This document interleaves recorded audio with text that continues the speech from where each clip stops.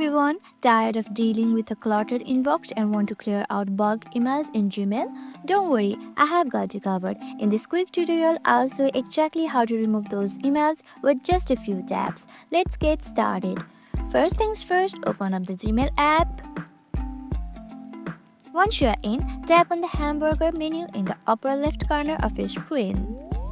This will open the side menu. Scroll down and tap on All Mail. Now you are in the folder with all your emails. To select multiple emails, tap and hold on one of those emails and you will see this button at the top left corner. Tap it and all of your emails will be selected. Now in order to delete all of your emails, tap on this trash icon at the top of your screen.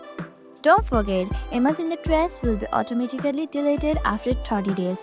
But if you want to empty your trash manually right away, go to the trash folder. Open the trash folder right here and tap on Empty Trash Now. And that's it. You have just cleared out bug emails in Gmail. Simple, right? If you found this video helpful, don't forget to like, subscribe, and hit that notification bell for more videos like this. Thanks for watching and I'll catch you in the next one.